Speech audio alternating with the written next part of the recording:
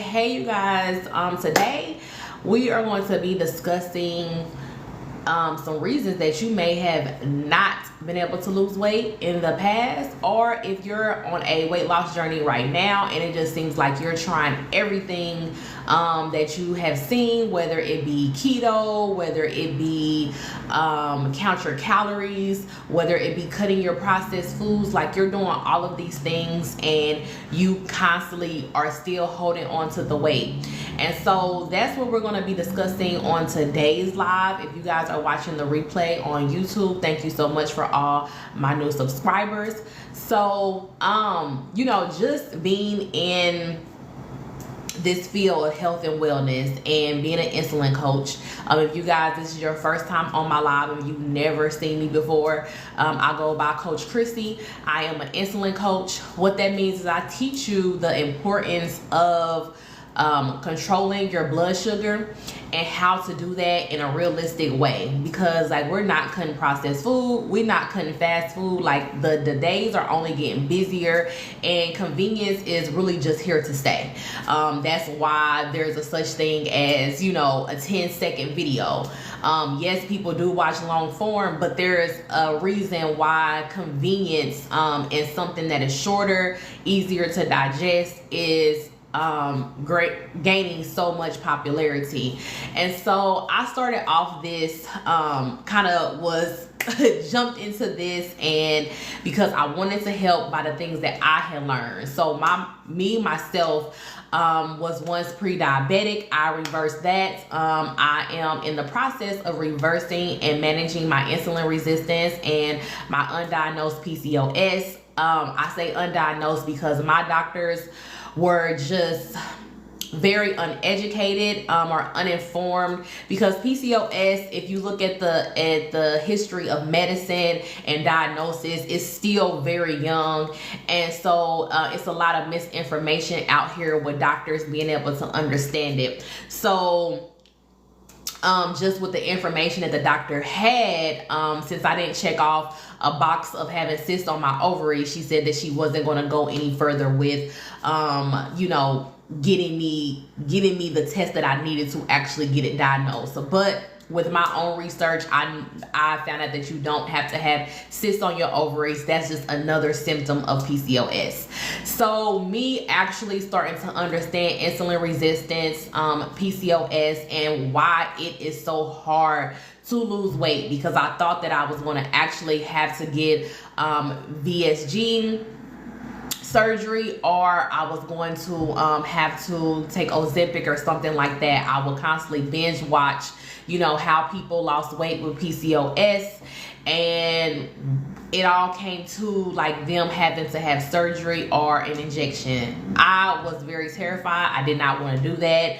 And it just, was really heaven sent, the information that I had gotten on insulin resistance and how all of these things occur. Insulin resistance or PCOS is actually just another symptom of insulin resistance. But insulin resistance is not something that is diagnosed to you. You will only find out that you suffer from insulin resistance if you get a diagnosis like PCOS, a pre-diabetes, type 2 diabetes, and there is like much more diagnosis that you will get as well. But those are the things that I kind of speak on, just because a lot of the other things that may come forth in diagnosis, you may start having problems with your kidney, liver, things of that nature. So I kind of stick on exactly what I've had or have, so I know how to help you guys. So with me researching, I lost 45 pounds lost 40 pounds in 4 months, and now I'm at the 45 pound weight loss now in 6 months. So I'm on my next phase of my next 6 months. I'm in the process, so I'm right in this journey with you guys. I'm trying to lose another maybe 30 to 40 pounds, but I've been able to sustain now this 45 pound weight loss and keep it off based off the knowledge I have discovered. And so one of the biggest things about social media is there is a lot of very talented informed, educated teachers out there, whether it be coaches, whether it be doctors, whether it be whomever. Like, it's a very, very informational time that we live in. And when you are a person who is trying to find a solution to your problem, it's so much information out here, you kind of don't even know like what to follow. You get that information kind of confusion. And so me being a person who have tried every fad diet and lifestyle change out there and still was never able to lose the amount of weight that I have lost now, the biggest things that I see, myths that I see out there, and maybe they're not myths, but what I can say is the biggest things that I see out there that doesn't apply to somebody who is insulin resistant. Let me say that, because it's not a myth. A lot of things out there may be true, but not when you are a person who deal with insulin resistance or any diagnosis stemming from that. So that was like a long kind of intro of this live, but I wanted to give people enough time to get on the live. And then I also just wanted to give a background, just so you know who I am and why I'm speaking on this. So I'll go, like, I don't have notes here, so I'm just going by what I've seen and we'll go through them.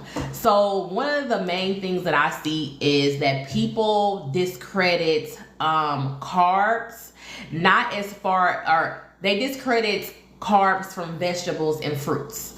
And I can just stick with vegetables or carbs from things that you may cook at home. People don't put those in the same category as processed foods. They say, hey, well, like, if you ate 15 grams of vegetables versus 15 grams of carbs from vegetables versus 15 grams of carbs from, a breakfast sandwich you would have, like, that's different. Well, not when you are a person with insulin resistance. Those are the same thing. Whether you eat 15 grams of carbs from something natural or home cooked versus something processed, the carbs are the same. So carbs turn to glucose, or turns to sugar, which turns to glucose and gives us our energy. So those things are still going to spike our insulin the same exact way, no matter what form they come in. Now, the vegetables, of course, will probably have more fiber. You won't have to deal with a lot of the chemicals and all of the added stuff that comes to when you're dealing with processed food. But when we just want to just look at the carbs, they're the same exact thing. That's how a person can eat fast food. I still eat fast food, like all of that stuff, and I'm still keeping off my weight and still losing weight. So those things are the same. Another thing that I always see is that natural sugar is not the same as like cane sugar. So eating a candy bar is not the same as eating a banana. Focus on the natural sugars, not the processed or, cane sugar, candies, different things like that. Snicker bars or whatever. Don't sue me, Snicker. But I see that misconception. Okay, so that does not apply when you are a person who suffers from insulin resistance, PCOS, type 2 diabetes, or you are pre-diabetic. Like I said, there's a long list of other things that stem from this. And I'm actually, as I speak to people, because if you guys don't know, I do something called free insulin insight calls. And so the link is in the description box if you're watching this on YouTube, or the link is in my bio. And on these calls, like I talk to women who have insulin resistance and they have other things like IBS, I can't think of everything off the top of my head, but a lot of different things. And so what I'm gonna probably start doing is The person, of course, is anonymous. I never post you guys calls or anything like that. I've spoken so far to a nice couple of handfuls of you ladies, and I'm still doing these calls. And so I'm trying to get the amount of calls that I wanted to do in total was 50. So I still have spots left. Definitely click the link in my bio to book these calls, and these just give you some more clarity on what is hindering you, what's your roadblocks, what works, and what you actually need, so we can get your weight loss journey started. And I don't discriminate if you are a person who are on Ozempic, or you take weight loss pills or anything like that. You can still call me or still book to talk to me. It's a Zoom call, because you're going to have to learn these foundations and what this actually means, just in case you have to get off of these different things that are assisting you. So that's fine. I've talked to women that are on both, have to get off of maybe the injections because of insurance or financial reasons, or that it's just not working with their body. That's fine. Still book a call. So when you are a person who suffers from these different things, insulin resistance, PCOS, type 2 diabetes, pre-diabetes, you eating a candy bar is the same as you eating a ripe banana. Like, it's the exact same thing. That sugar is the exact same thing. It's going to spike your insulin levels high, your glucose high. So also, you guys, I use glucose, insulin, and sugar all interchangeably. Scientifically, they're different, but to make it easy for you guys to understand, and just like we talking. So all of those things are different scientifically, but I'm pretty sure you know what I mean when I say spike, your glucose high or spike your sugar high. Because if you from my community, we don't say I got diabetes. We say I got the sugar. Like, we know what that means. Like, we know if somebody says she got the sugar, we know that means she got diabetes. They two separately different things, but we call them. We know that they are the same when we say it. So yeah, I just wanted to make like that disclaimer. They are the same exact thing. Even going back to like carbs turn to sugar. And so you can start your day off with a bowl of oatmeal. You think that you're, doing something healthy, and you're starting your morning off healthy. Well, with the carbs that are in oatmeal, this is your natural oatmeal that you're gonna boil on the stove. Like, it doesn't have anything in it. It's not the ones that already come pre-packed. It's the kind that's plain. So this is before you add any sweetener to it. It's still at about, I believe, 30 grams of carbs. And so that's 30 grams of sugar. So put that into perspective. The dietitian regulation, they say that a healthy person, they will want the recommended amount of sugar to be no more than 50 grams per day. Thank you so much for the likes. So they don't want any more than 50 grams per day. But you are eating this bowl of oatmeal that has all of these grams of sugar.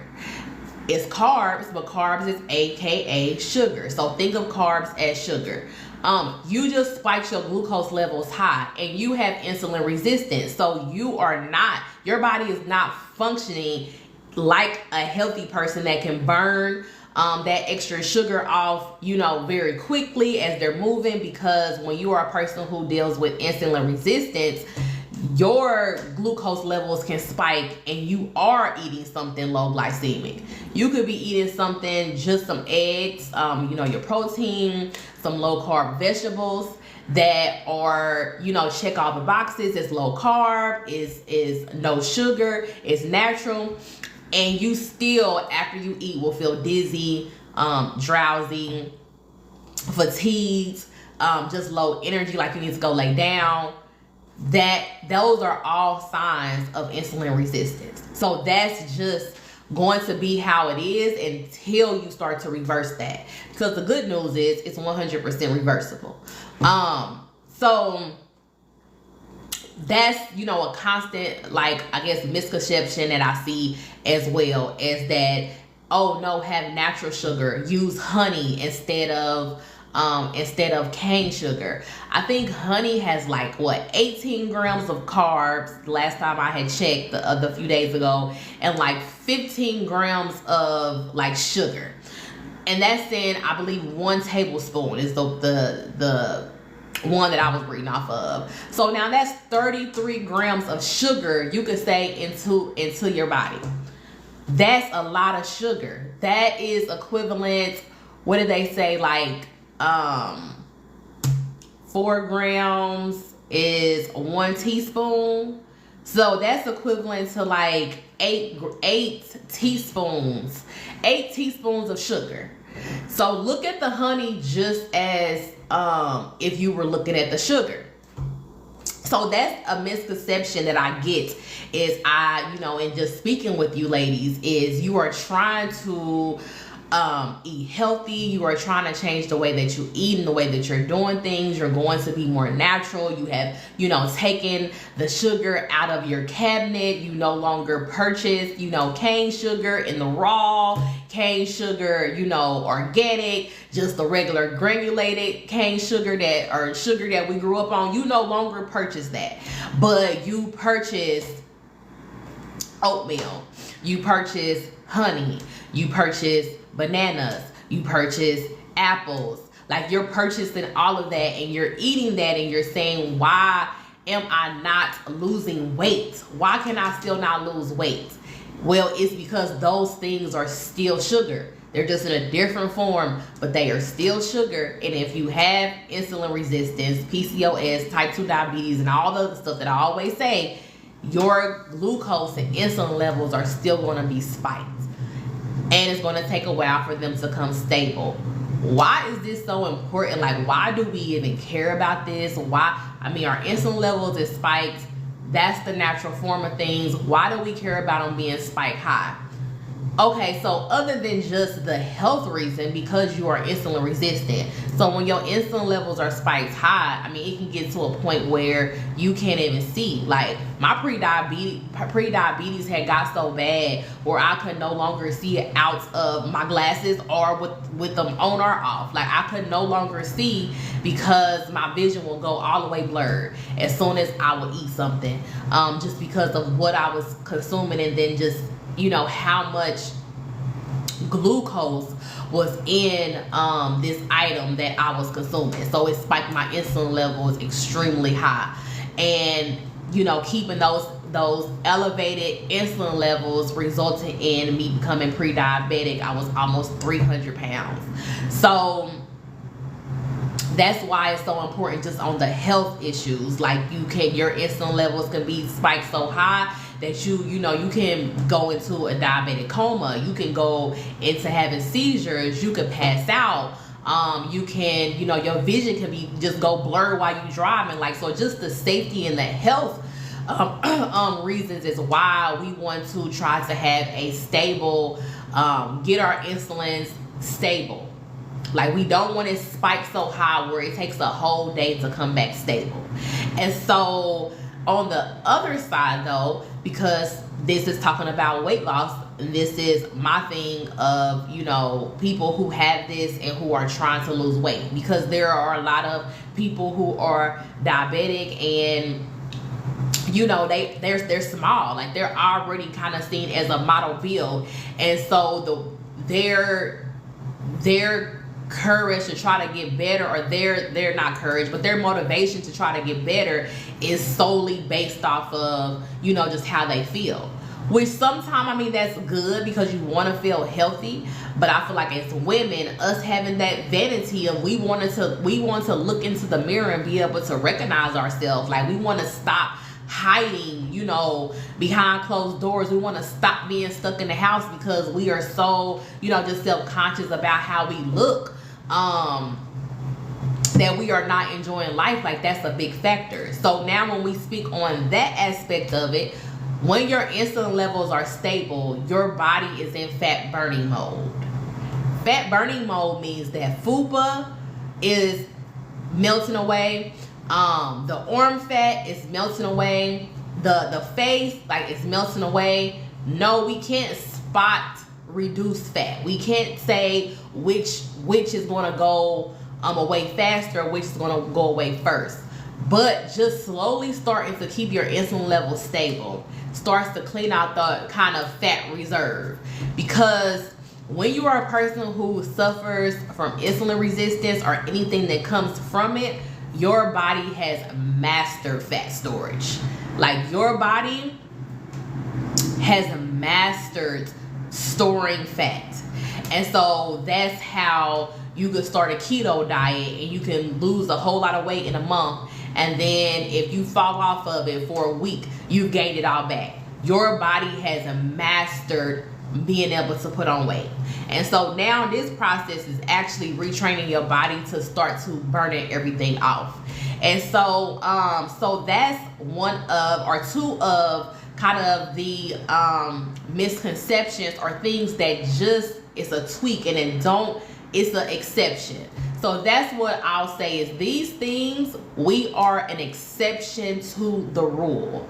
So these things may be the rule for somebody who does not suffer from insulin resistance or any diagnosis that stems from insulin resistance. Like I said, as I talk to people and as I help people, I'm going to start listing different diagnoses on my website. But they won't be listed unless this person says that they suffer with it. Because, like I said, I want to know that I helped a person be able to lose weight that has these different illnesses. You know, of course their name and all of that won't be listed, but I just want the diagnosis to be listed, so I know that what I teach and what I'm suggesting to you guys actually work if you have these things as well. And so also, if I didn't mention, it's a 4-week challenge going on. I mean, it's always going on, but it's going on right now. I'm in the 4-week challenge right now with you guys. We are on day 5 of week 1. So we're going through it. If you are seeing this, I don't know when you're going to see this, but whenever you see it, you can click the link in my bio or in my description and you can get the 4-week Tame the Beast challenge guide. And so what this challenge is to basically get a hold of those sugar cravings, you know, reverse that sugar dependence. I can't say the ADD word on social media.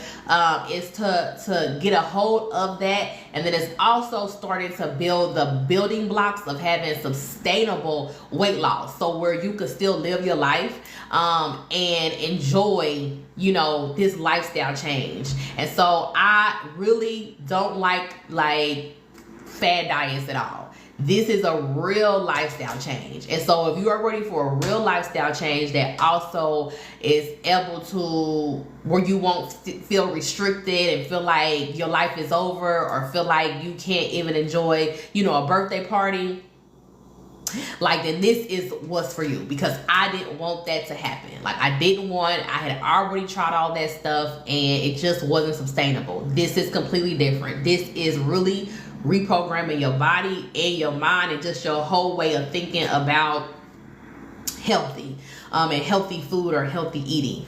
So last but not least, like I said, I wasn't going to be on here long. If you guys like this type of content in this video, I'll do another. Just put in the comments, if you're watching this on the replay on YouTube, put in the comments part 2, and I will make a part 2 of this type of video.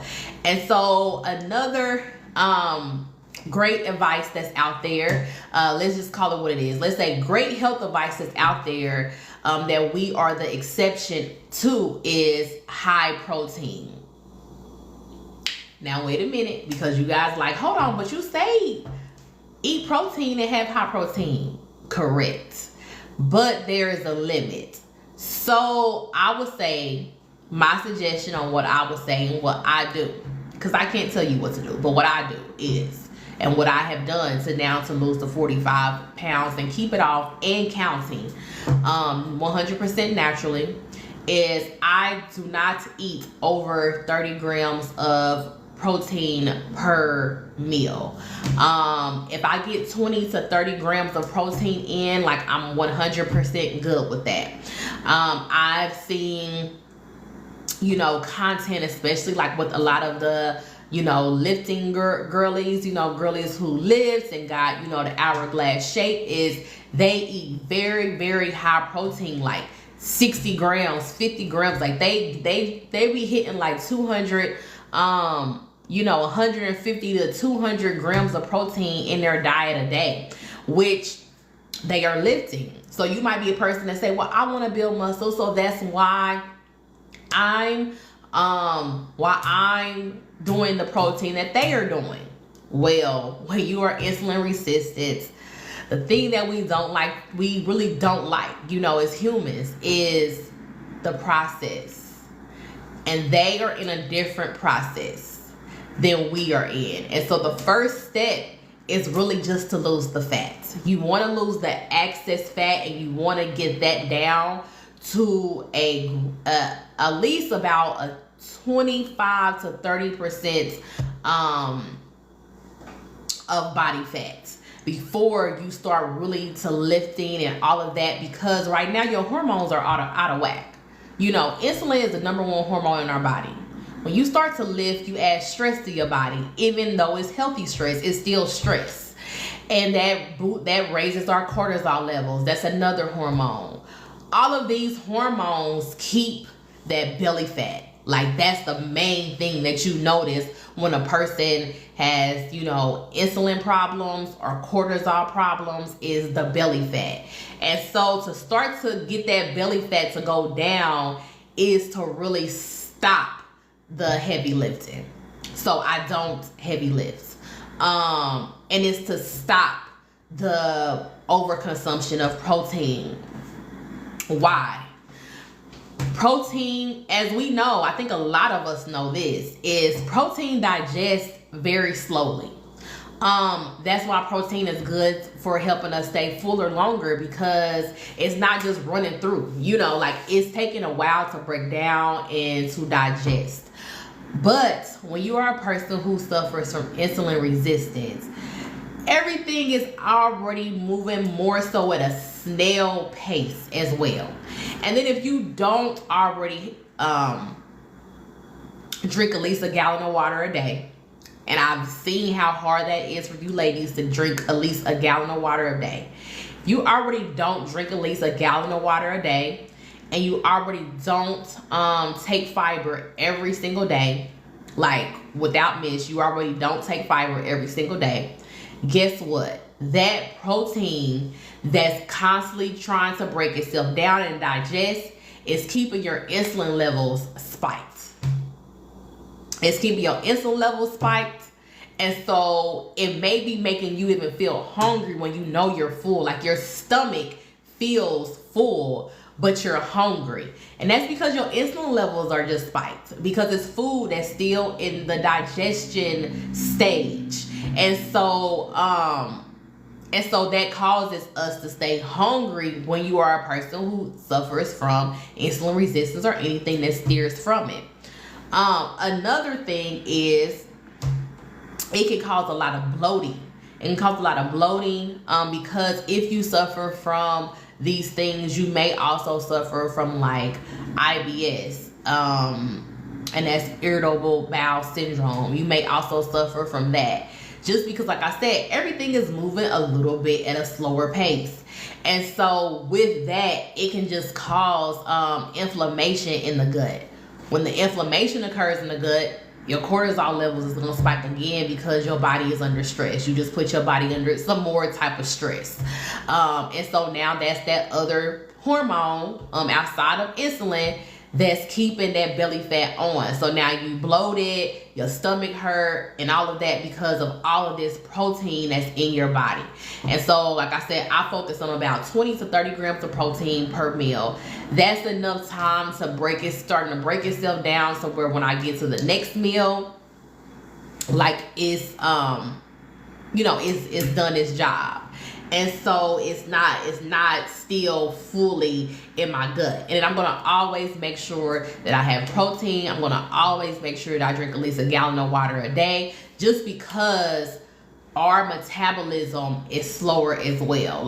So it does a lot. Our metabolism is just slower, and we're working on boosting that metabolism up. That's one of the main things that I noticed, is that my metabolism have sped up, tremendously. Like, I could feel it, that it has sped up. And so that's a sign that, your insulin resistance is being reversed. And so we can talk more on this as well in part 2. If you guys want a part 2, we can break that protein, how I feel about high protein, that there's a limit, and it just, like, we're an exception to that high protein. We're an exception to starting your day off with oatmeal. We're an exception to have an apple, not a candy bar. Like, we're really exception to those things, because sugar is sugar to us. And somebody can say, hey, eat more whole foods instead of all the processed stuff that you eat, and you'll notice a change in your energy, and a change in your health, and a change of just how you look.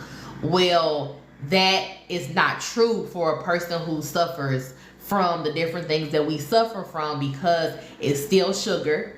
And so we're still going to feel fatigue. We're still, having a hard time to lose weight.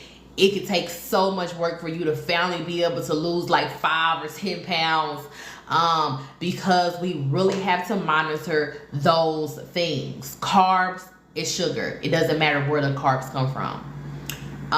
Sugar is sugar. It doesn't matter if it's cane sugar or honey or coming from a fruit. Like, it's sugar. It's fructose, because sugar usually comes from beets. And so that's fructose. So all of this is still fructose, like, no matter what. Now the carbs and all of that, I believe, is glucose. Don't get me to lying. I'm just an everyday girl who had all of this stuff and reversed it and has lost 45 pounds naturally. But I believe that that's glucose. And then the things that come from fruit and sugar are fructose. It's still all a toast. Still all a toast. So we're gonna toast goodbye to all of that, because it's still gonna spike our blood sugars high. The protein, high protein is not good. Like, you don't want to feel fatigued because you're eating too much protein. High protein is good for 20 to 30 grams of protein per meal. That's 90 grams of protein for today. That's still an excellent amount of protein. Like, that's still an excellent amount of protein. You're still going to retain your muscles. It's still enough for you to retain muscle and not lose muscle while you're losing weight. It's still enough to where if you are in the stage of doing strength training or resistance training, not weightlifting, but any type of like resistance training that you may be doing once a week or once every other week, like, it's still enough protein to be able to feed your muscles, to be able to do that. Like, but it's not overly enough, because that girl who has the hourglass shape, who has the 6-pack of abs, who has like, this physique, like this idealized physique, I bet you like her metabolism is wonderful. Like, I bet you her body can naturally burn fat and naturally just burn, and she probably just sitting there because of all the muscles that she built in just her physique. Her body doesn't have to work hard because of the excess fat. Because, I mean, you guys, I don't know if you know, but the excess fat, a lot of it is around our organs. So a lot of it is around our lungs. A lot of it is around, this is called visceral fat. And so if you guys go and get your blood work done, I believe your LDLs, don't get me lying, but I believe the LDL is like to show like visceral fat. And it's if you get your blood work done, it's the visceral fat I can't think of a word. It's a visceral fat metric. And so the doctor lets you know that you got visceral fat. This is around our lungs. This is around our abdomen. This is around, you know, our heart. Like, this is around a lot of different areas. This is around our muscles. And so even the muscles that you might have a 6-pack of abs. But right now, fat is over, the excess fat is over the muscle. And so right now it's just working to starting to get that fat to melt away, that excess fat to melt away. And you don't want to be doing things, you know, extreme. We'll talk about that on a whole nother video about just like the lifting and extremes and all of that, when you are a person who deals with these things, and why, you know, you have to be careful about doing it and why it might not be the healthiest. And so if you want to see that video, or, you know, see that video up and coming, I don't know when I will make it, but possibly soon, just hit the subscribe button and the notifications, turn on your notifications for this channel so you can be notified when I upload. And thank you guys so much for tuning in. But yeah, I still post almost every single day. If you're watching a live on this on TikTok, you can catch all the replays that I feel like is very informational and very something that needs to be heard. You could see all of that on my YouTube channel. The link is in the bio, so I will place this video on YouTube, of course, because I'm talking to YouTube, my YouTube subscribers as well. And we just gonna do this and get this information out like one video at a time. And so you definitely help me with that. Remember, if you have stayed to the end, don't forget the link in my bio or description box. I have the free insulin insight calls. There's Zoom calls, and then I also have the 4-week challenge guide that I'm so grateful that you guys are getting. And so I can't wait to hear from all of you lovelies that are getting this free challenge. I'm in it with you. We all in it together. Until next time, y'all, I love y'all. Bye.